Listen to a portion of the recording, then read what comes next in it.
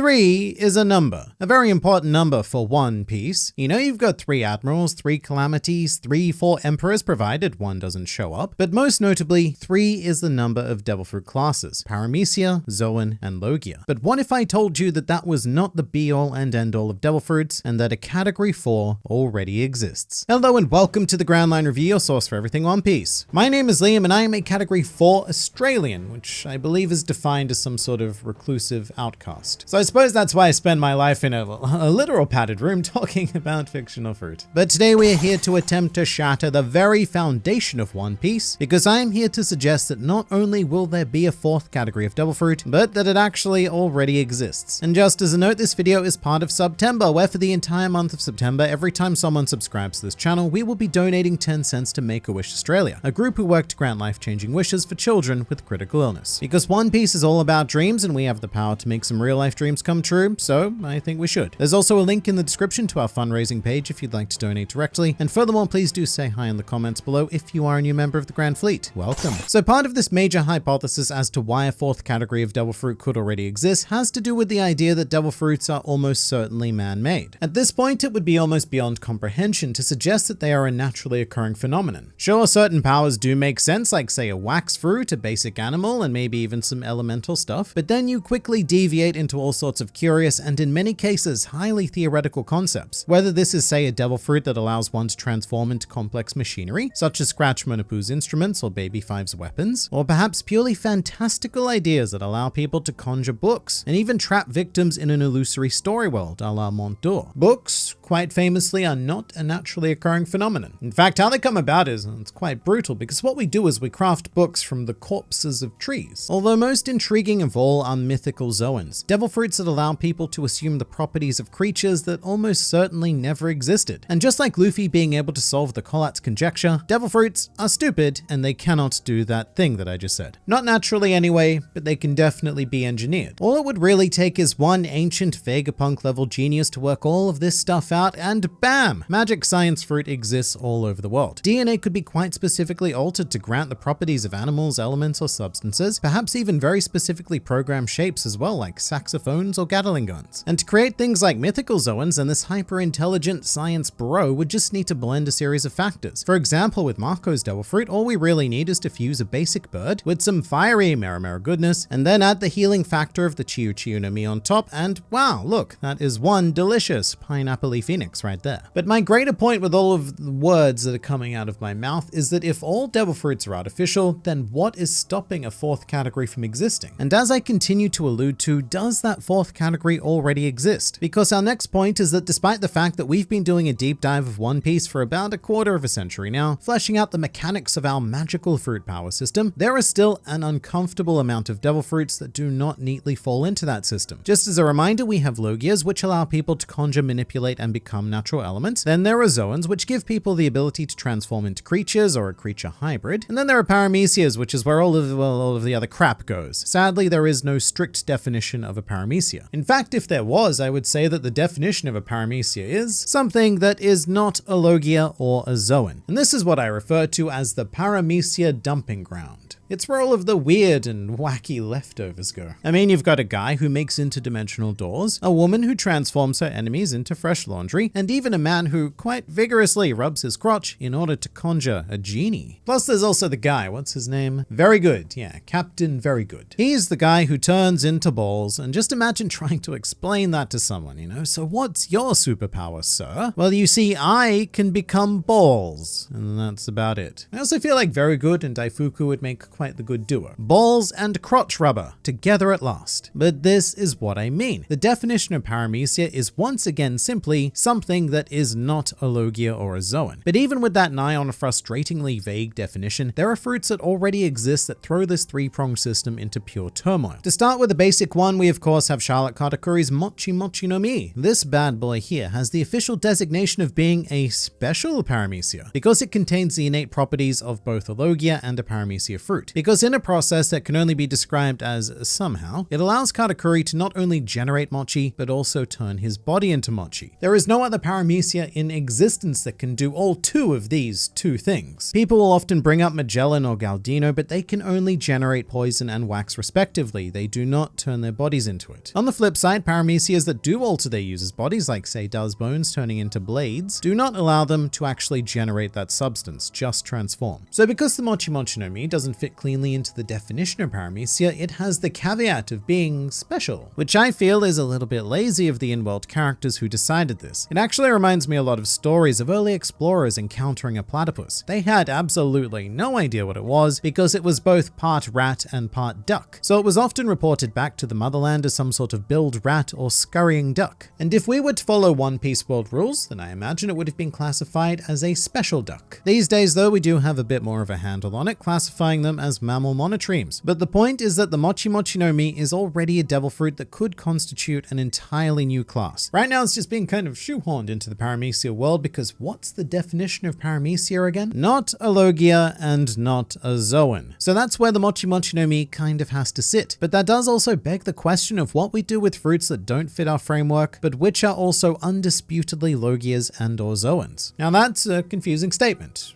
I get that, but these fruits, man, they really mess with my mind brain. Our prime example being the Tama Tama no Mi, or egg fruit. It sounds very simple, but it's anything but. I said but twice there, shouldn't have done that, but I did. This fruit is absolutely wild because it contains potential properties from two broad classes. Obviously, it has the distinct feature of turning its user, Baron Tamago, into an animal, thus thoroughly invoking the Zoan class. However, it doesn't just allow him to transform into said animal, it allows him to transform into three incarnations of one animal: a chicken, a rooster, and an egg. The egg, I guess, sort of acting as the basic human form, just with a very stylish upward egg skirt. And of course, the activation requirement to move between these forms is to be inflicted with a fatal wound, at which point you turn into egg goop before regenerating. It's a very bizarre paramecia-esque feature. You could even make the argument that there's a bit of Logia mixed in because the user does seem to also have a phase of becoming this weird intangible substance, but I'm not gonna go down that road here today. But what we essentially end up with is a devil fruit that is half Zoan, half paramecia. So what do we call it? Is it another special paramecia? Even though it's not even close to the definition set up by the Mochi Mochi no Mi? Or is it a special Zoan because it's a Zoan but also not? And once again, could this not be cause to consider just opening up a whole new category? One that refers to a blending of a Zoan and a paramecia, so perhaps some sort of parazoan or even zoamecia. That's not even it either, because we do have a further case study with Karasu of the Revolutionary Army. Once again, it's clearly at least some sort of Zoan because it allows Karasu to turn into living, breathing crows.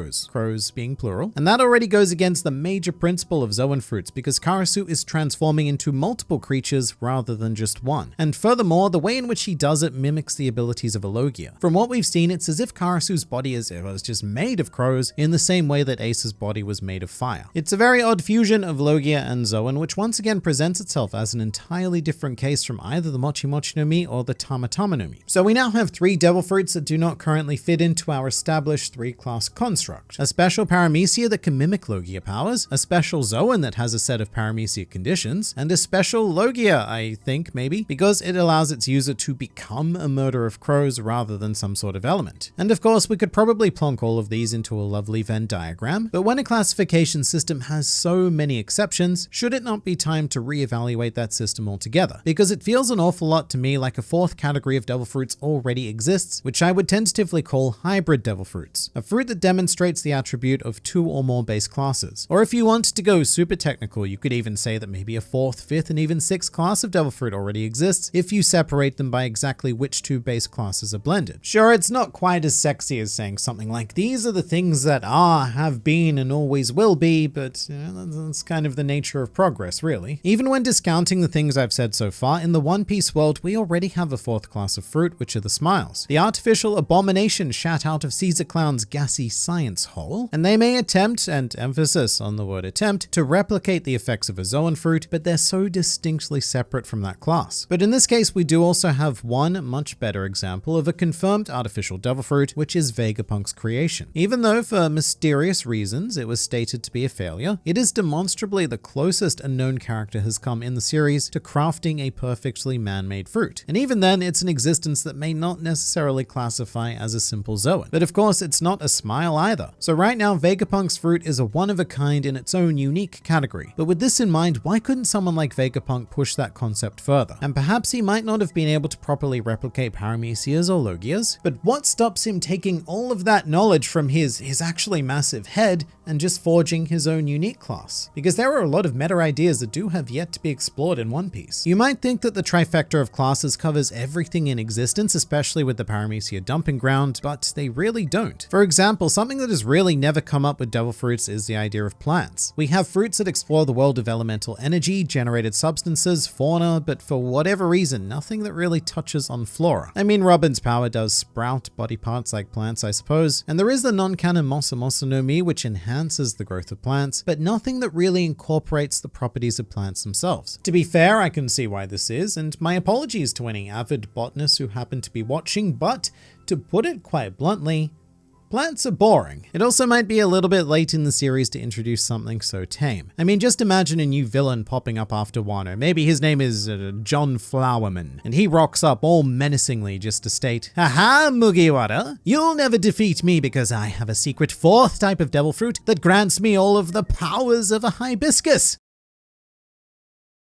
It just probably wouldn't go over very well. But there are also other options. I asked the Grand Fleet what they'd like to see in a fourth class, and there were some very interesting ideas. One of them would be a knowledge-based devil fruit, one that doesn't change your DNA so much as it imprints various wisdoms into it. A fair few people did also suggest the meta devil fruits, which I believe is the Tekking and or Ohara theory. The idea that there was a class of fruit designed specifically to counter the existing three types, and I could maybe see that happening. If devil fruits were used as a primary weapon of war in some sort of, let's say, void century, then it would have been quite valuable to produce some sort of hard counter to them. And then of course, eventually when we go down this rabbit hole, we always land on the idea of an angel fruit. Maybe not so much a fourth class as much as an entirely new system of its own that exists in opposition to devil fruits, perhaps allowing their users to swim but in exchange for another detriment. Or maybe they would allow an individual to be able to consume both a devil and an angel fruit. What evidence do I have for this, you ask? Well, you'd better call the monastery because I've got a whole lot of none. But I really don't think it would be out of the realm of possibility for Vegapunk to go down the route of creating a special fourth class or an entirely new family of fruit. It would certainly raise the stakes of Endgame One Piece and really thrust us into a whole new era of the world, one which continues to shatter the established constructs and help usher us into an entirely new age. Just as I would like to usher you into an entirely new video, because there's always more to learn, explore, and experience with this wonderful series, so I look forward to seeing you there.